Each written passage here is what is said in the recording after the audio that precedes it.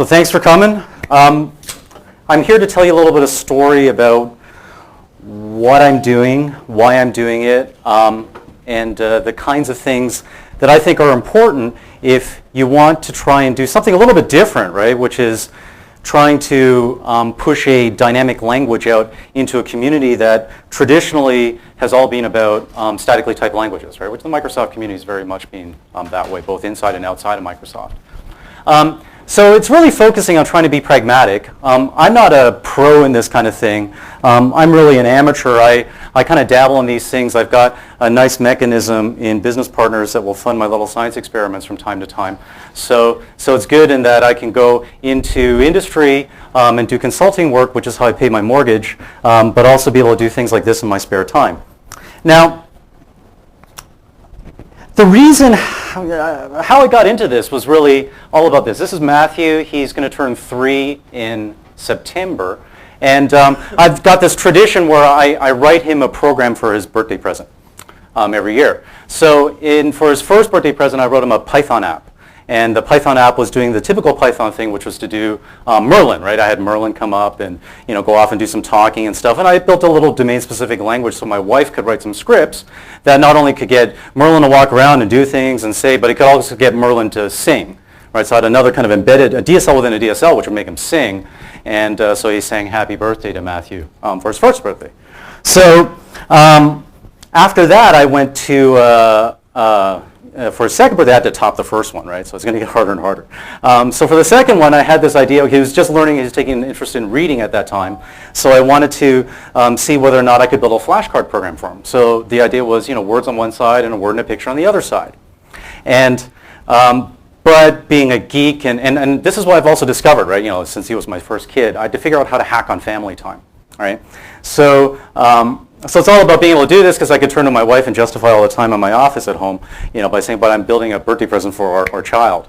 So what was interesting about this was I wanted to write in Ruby. I wanted to use Avalon as the rendering framework for the flashcard, so it would rotate in 3D and all that kind of stuff. And I wanted to use Indigo to go off and talk to Flickr, right, to go grab the images and stuff for the pictures that would show up. So about 6 months of work went into that thing in the evenings. And I wound up having to build, obviously, the infrastructure to get Ruby to talk to the CLR and then do all that other stuff. So it was an interesting project and some fun motivations to make that happen. So I'm not an academic, right, as I said before. I'm really much more about trying to get things done in a very practical way. So I'm really much more of the, kind of the guy that builds a computer in a place that's no one's supposed to be building a computer at because it was frowned upon. And I also wanted to try and reach an audience that, again, was very pragmatic, right? So, that you didn't have to start programming at that age or reading that book at that age in order to become effective. My audience and the people that I use or I talk to on a regular basis are very much like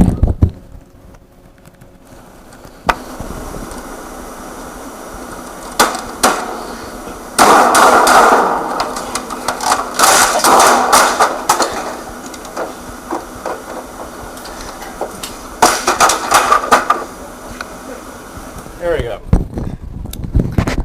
But that's a very kind of common thing that I run into in my world, right? Like, this is, your typical enterprise software developer. So I have no real intentions. I had to put this slide in here because it was just so nice in the other talk. And really what I'm really trying to do is just get a bunch of happy people. And the community that Ruby is in this is the Rails conference in Canada, and you can tell these people are really happy. They're actually all happy because they're holding up their Macs, but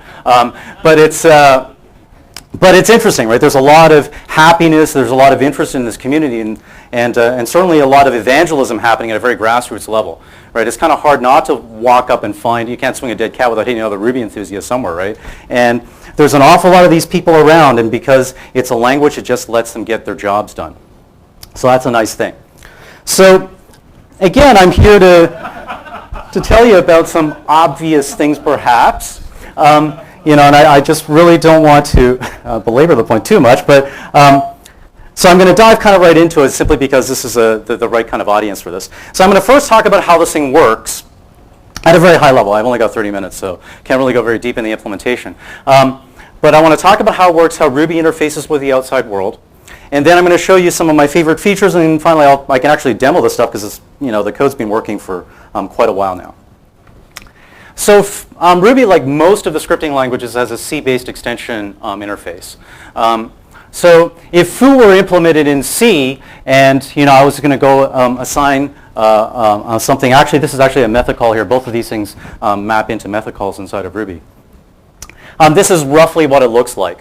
I have my instance over here, which has its data members, which has a class, and the class contains a pointer, a function pointer, into the C extension method, right, which would be implemented in some code over on this side. Now, on the C extension method side of things, this is one of the possible signatures that you can have, right, for the C extension method. Value is just an objref inside of Ruby, and this is just a variable set of parameters that can be passed into the C extension method. Now, what if foo was implemented in C#, let's say, right? So it's on the other side. Again, I have these two method calls that are happening here. So the way I wound up implementing it, actually, in both, I've had two implementations of this, one entirely in C++, which I threw away. And then the current implementation is a hybrid C++ and Ruby implementation. But both of them use dynamic methods, right? A new feature inside the CLR that allows me to cons up little chunks of code. And once I've got that code, I can essentially bind and create the marshalling method that knows how to marshal parameters from the Ruby world into the CLR world and marshal the return values back into the Ruby world as well. I use a lot of managed C++ inside of this thing because it's just the right tool to use to deal with interoping with the unmanaged Ruby APIs as well. So so it's a very, very nice technology that allowed me to seamlessly do the transition between the two worlds. But the key thing here is these little shims that I built. I built an awful lot of these shims, right? It's one per method call that happens. All of this happens because of the metaprogramming magic that is available inside of Ruby. So in a nutshell, what happens is when you try to reference a const that has never been seen before, and consts essentially map to classes inside of Ruby. So a method called constMissing gets called, and then I can go off and use reflection to look up the corresponding type inside of the CLR, and then I build a shadow class, right? My shadow class then implements method missing so that when you start invoking methods on the shadow class, I build the shims up in a just-in-time fashion, right, and bind them at that point, right? So I compile once, but never compile again after this stuff has all been instantiated. So next I thought I would go off and show you some of my favorite features inside of this thing. And we're going to start off with perhaps the most straightforward one, which is how do I integrate a really simple type like array list into some Ruby code. Requiring Ruby CLR essentially loads the C extension library for all of my stuff. There's a mechanism inside of Ruby called modules, and modules can be used to simulate namespaces inside of languages like C#. So this is a very kind of natural construct again for Ruby programmers as well. So it maps very well into their worldview. Here is how I can construct a new array list type. So the very first time I reference array list, the constMissing gets triggered here. I go off, I look up the type on the other side, I map things to the constructor, I build the shim that knows how to call the constructor, create the object, and return by the time I get over here.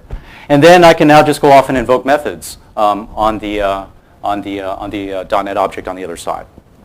So this is, again, very straightforward stuff.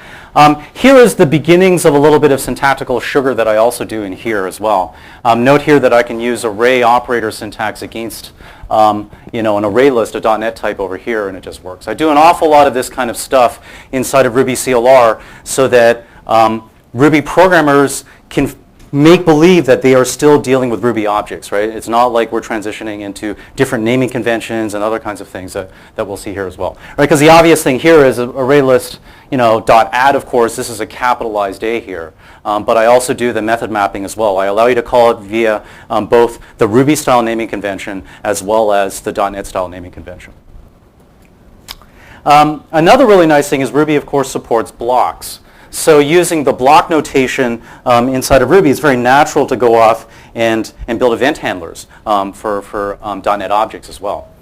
So this is just a simple little chunk of Windows Forms code here. The interesting little bit is here where I can essentially assign this block here to the click event handler for the button and execute a bit of Ruby code over here when that happens.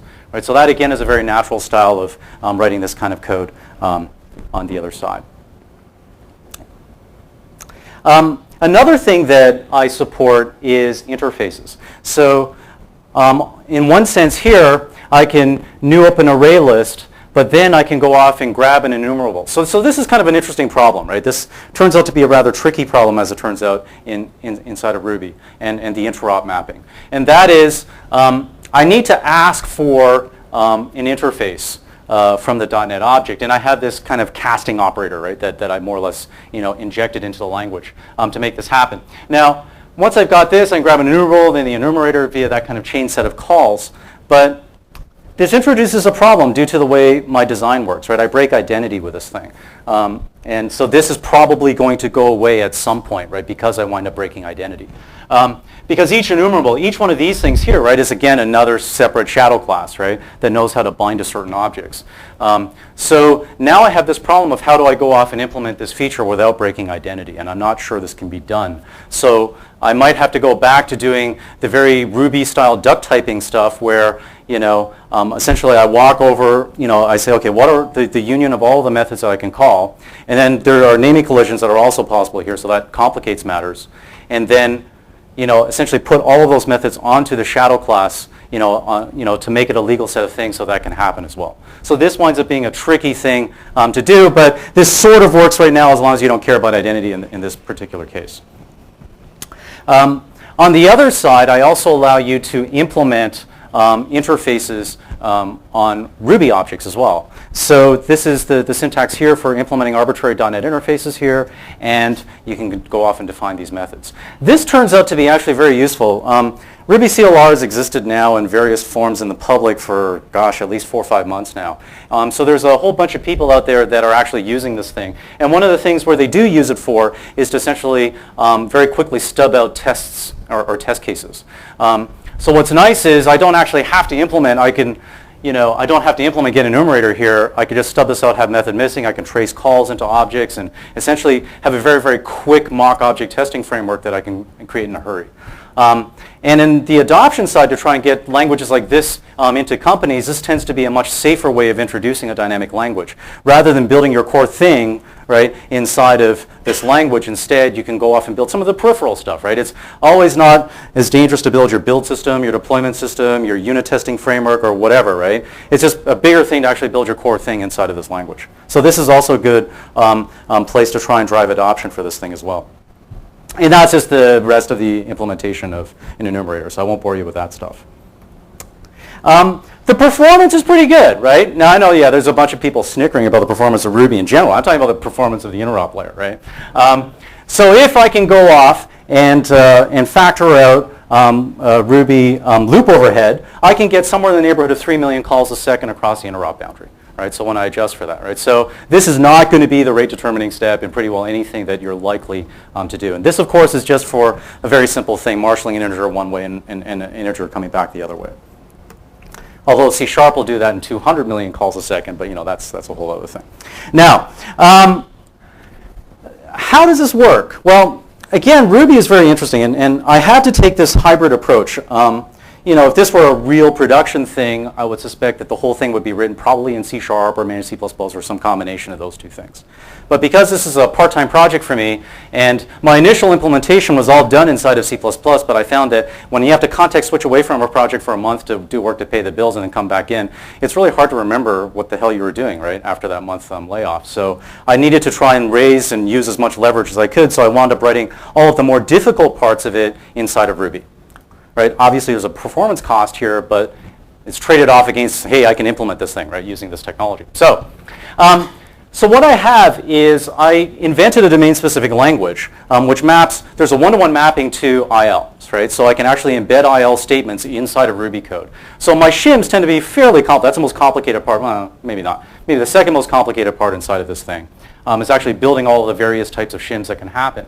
So a lot of this stuff here, that doesn't look like IL. Those are all essentially wrappers around IL. But if we go and drill into load under this, you'll see that this is just a method call, right, on the other side. I can do all sorts of this interesting kind of metaprogramming magic inside of Ruby because parens are optional, right? Like the reality is that all of this stuff that I showed you here are just all method calls, right, inside of a certain context, right, that I inject inside of here.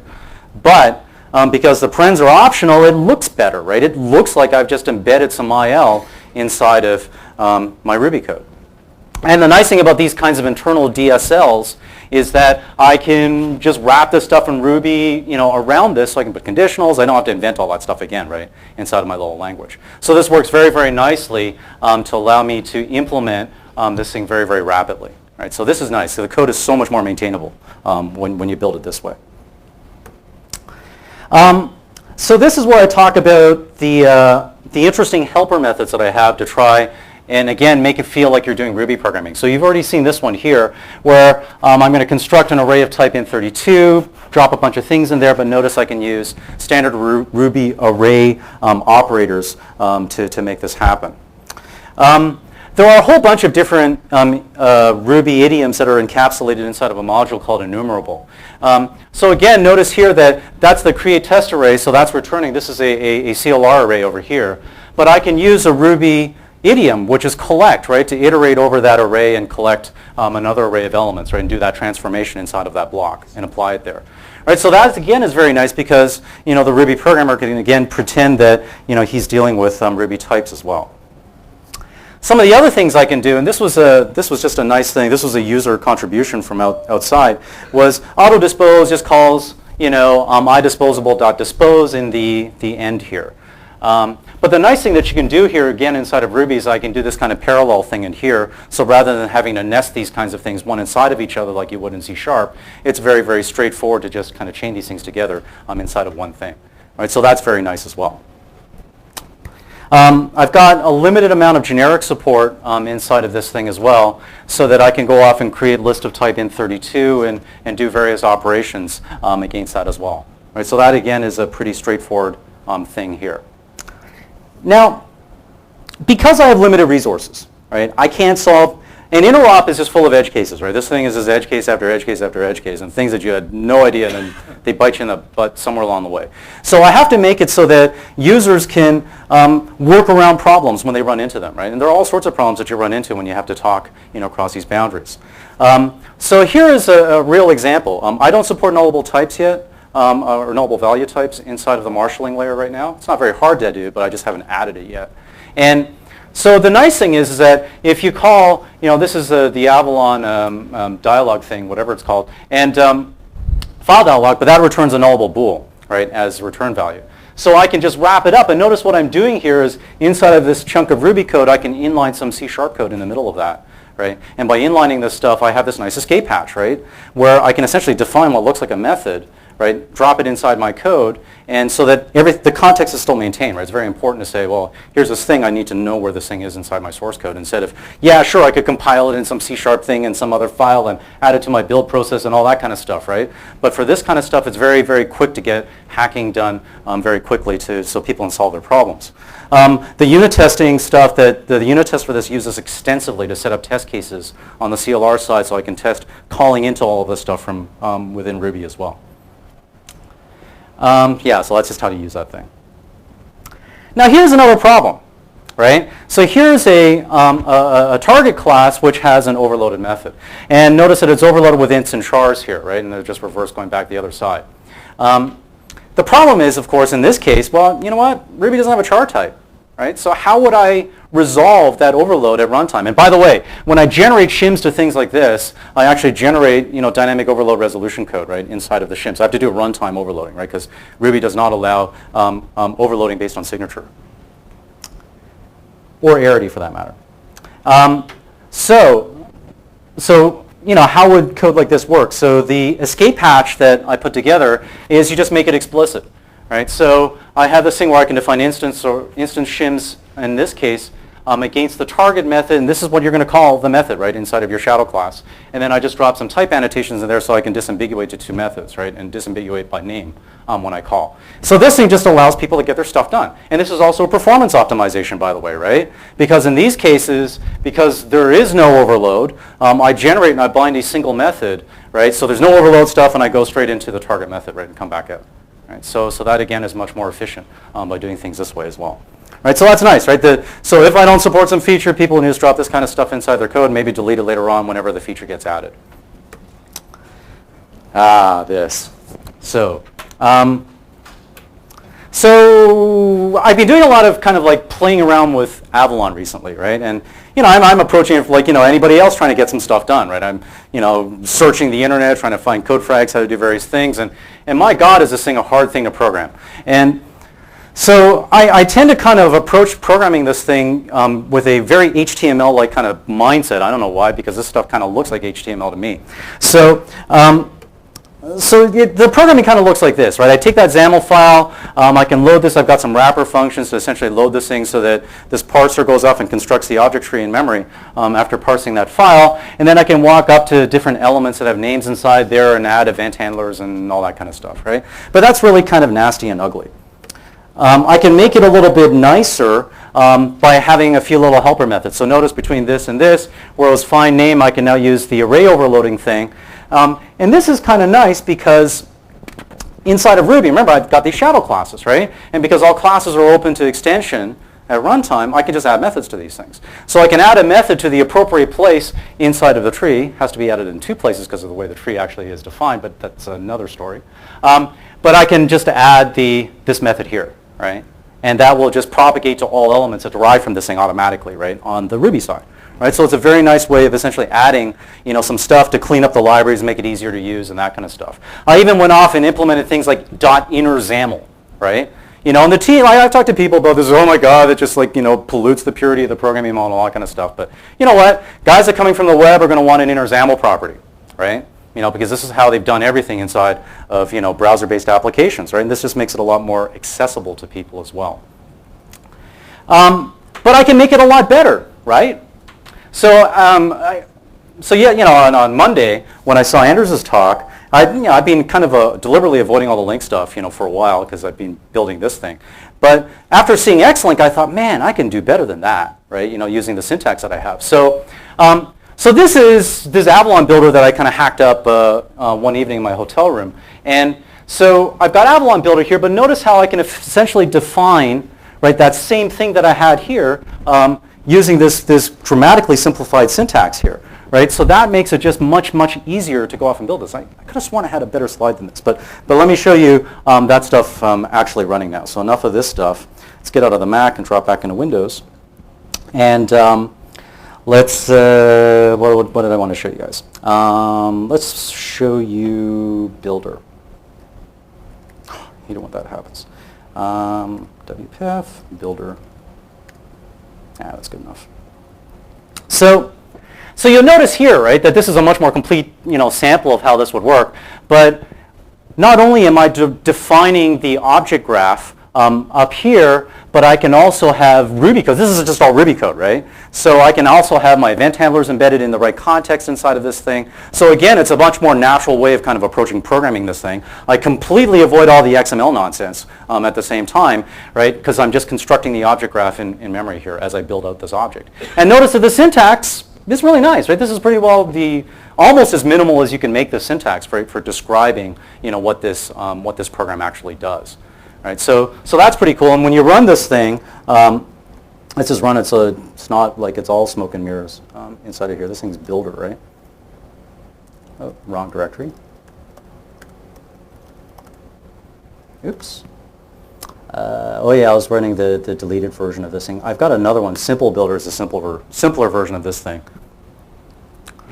But you can see here, right, this is a somewhat different example, right? But this just goes off and adds things dynamically to this document here. And if you look at the source code for Simple Builder here, you'll see that it's just something like that, right? It's just very, very simple, with a minimal amount of syntax involved to just get, things like that to work. I've got a somewhat more sophisticated demo that I can show you here. And this is just some ideas that I've had for, oops, wrong directory. I'm going to get killed by this thing. So I've been thinking a lot about how to improve sort of like the novice programmer experience, right? Like, and in a sense, anytime you walk up to a library you've never used before, you're a novice again. So how can you make it easier for people, to discover how to do things? And the obvious thing is, well, let's program interactively, right? Let's see if we can get back to a more interactive style of programming. So, you can certainly go off and do this kind of stuff inside of here. And the latest build of Avalon I just downloaded was really slow on typing for some reason. I have no idea why. But I can do stuff like that. I can do the nice syntax coloring of these kinds of things, right? Because this is just, again, just a document I'm generating inside of Avalon inside of here on the fly. But this is just all Ruby code executing. But the things that I thought would be really interesting to do is, well, what if I could embed some reasonable set of documentation inside of here as well? So here's a case where I copied this stuff out of a recipe book for Ruby. Right? So this is how you use some of the math functions inside of Ruby to do things. Now, being able to go out to some repository out there on the web and be able to suck down this documentation and drop it into your editor experience here is a really nice thing to be able to do. Now I can go off and type some additional code to do things here, right? And you'll notice that if I call add again in this case, the code goes up there deliberately above this. And I can make this kind of like little help thing just kind of show and hide on the fly as well, right? So this, again, this is a very common thing, right? At Uppsala last year, there was this workshop, the Scrap Heap Challenge, right? Postmodern programming, all these big fancy words. And really this was all about, you got 90 minutes to go build something using whatever you can find on Google, right? And so these guys are cobbling things together using a whole kind of Frankenstein and kind of contraption worth of stuff. But the reality is this is what most people do out there, right? People go Google around, they find some code fragment, they drop it in their app, right? So why don't we make our tools more like that, what people are doing anyways, right? So just some ideas to kind of throw out there about how, we can make this kind of experience, suck less. And last thing is, this is MSDN stuff. So MSDN now has a web service, and so I can essentially go off and grab things and stream things down and all this kind of stuff, right? This is a little bit of smoke and mirrors here because I couldn't rely on a network connection inside of here. So let me just go back down to the bottom here. So a couple of last things. Ruby CLR has, the beginnings of a community site. To call this a community site, this is a web page. But you can go there. Eventually, there's going to be more things showing up there with some videos and a bunch of other things. The Subversion repository is live, so you can always go off and download the head if that's where you want to get the bits. And they're pretty stable. Don't check anything that breaks into the head. This is my blog, right? At my homage to this other technology that paid my mortgage for many years. And thank you.